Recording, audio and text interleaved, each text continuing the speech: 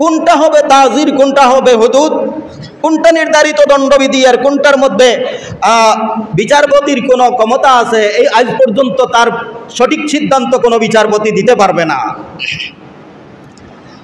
মনে করেন যারা, আমি আগে বলছিলাম জিনা যদি প্রমাণিত হয় তাহলে তার জন্য বিধান হলো 100 দুররা, শাস্তি হলো কত? 100 দুররা, অথবা বুড়া বুড়ি হলে তাকে ফাতর মারিয়া হত্যা করা। কিন্তু এই শাস্তির শর্ত আছে, যেমন চূড়ান্ত শাস্তি ইসলাম নির্ধারণ করেছে তেমনভাবে চূড়ান্ত শর্তাদি আরোপ করেছে। সাধারণ কোনো বিষয়ের জন্য সাক্ষী তলব করা হয় 2 জন, অর্থনৈতিক এবং অপরাধ জগতের অন্যান্য সামাজিক অপরাধ সম্পর্কে সাক্ষী তলব করা হয় 2 জন। আমাদের দেশের তো কোনো সাক্ষীর কৌটাও নাই, কয়জন কোন সময় নিতে হয় তাও বুঝে না। যাই হোক, কিন্তু জিনা বেবিচার চাই বুড়ো এবং বুড়ি, যুবক এবং যুবতী, বিবাহিত এবং অবিবাহিত, যারাই জিনার মধ্যে লিপ্ত হবে তার এই জিনা প্রমাণিত করার জন্য সাক্ষী লাগবে 60 জন। কয়জন বলেন? 60 জন। কারণ একজন মানুষকে খুন করা হবে, ফাতর মারিয়া খুন করা হবে। এই খুনটা প্রমাণিত হওয়ার জন্য চূড়ান্ত পর্যায়ের সাক্ষী আল্লাহ পাক রব্বুল আলামিন ধার্য করেছেন যে 4 সাক্ষীর কম যদি হয় তাহলে আর এই আইন বাস্তবায়ন করা যাবে না। এই আইন, মনে করেন আপনাদের দেশে জিনা করছে, জিনা বুঝেন তো? কি বলবো, বদমাশি, লুচ্চামি না বেবিচার?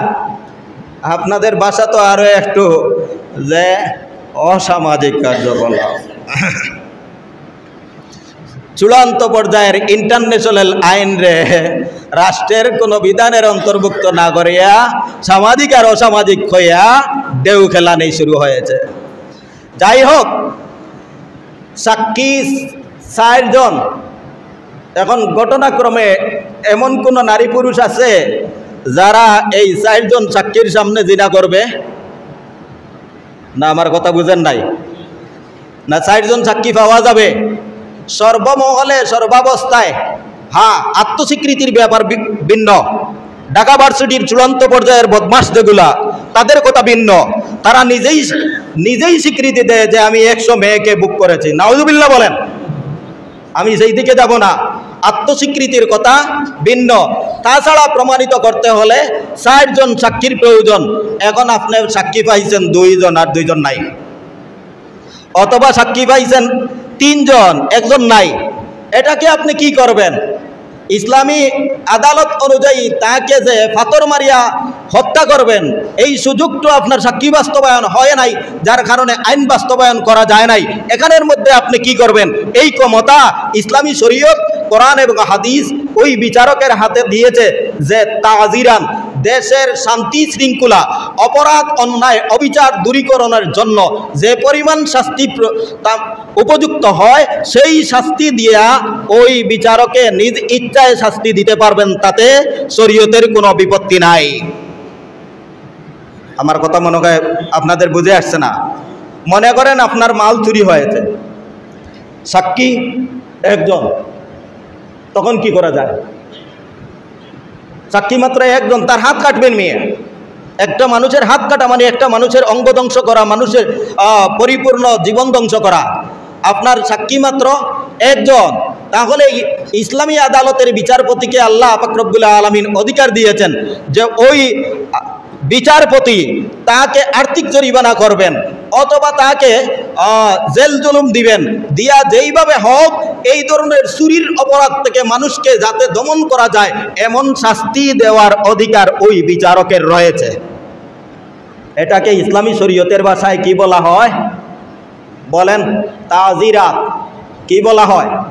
তাজিরাত। এখন আমি আগে একটা উদাহরণ নিয়ে আসি, তারপরে বিচারের নীতিমালা বলবো। বিচারকের দায়িত্ব হলো যে সাক্ষীর উপর নির্ভর করে বিচার দিবেন, তিনি যদিও সত্য ঘটনা জানেন তবুও আদালতের ক্ষেত্রে সেই ঘটনা নিজ ইচ্ছায় তিনি বাস্তবের পক্ষে রায় দিতে পারবেন না সাক্ষীর বিরুদ্ধে। আপনি মনে করেন এখানের একটা গরু,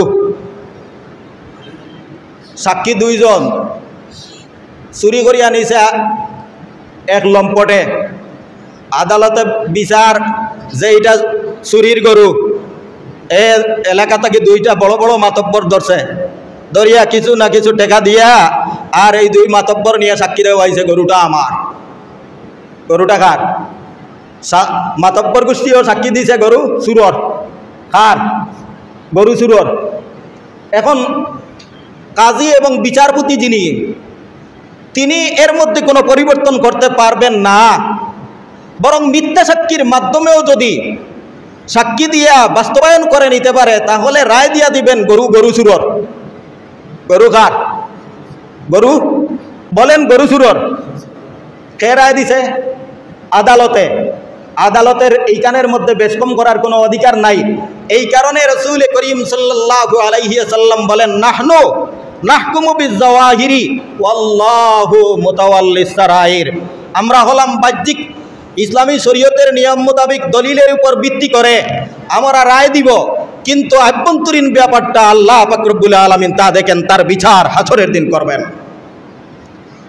নবীজির সামনে এক ব্যক্তি বলল, ইয়া রাসূলুল্লাহ, আমার তো সাক্ষী নাই, আর আপনি যদি আমার বিবাদীকে কসমের কথা বলেন তাহলে ওরা সত্য মিথ্যা বুঝে না, ওরা কসম করিয়ে আমার জমি নিয়ে যাবে।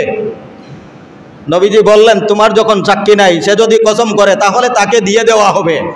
তখন নবী করিম সাল্লাল্লাহু আলাইহি ওয়াসাল্লাম উত্তরে বললেন, শুনো ও আমার সাহাবায়ে কেরাম, আমাদের কাছে যে সমস্ত বিচার উত্থাপিত হয় এইগুলা বাহ্যিক নীতিমালা ও শরীয়তের শর্ত অনুযায়ী আমরা ফয়সালা করে থাকি।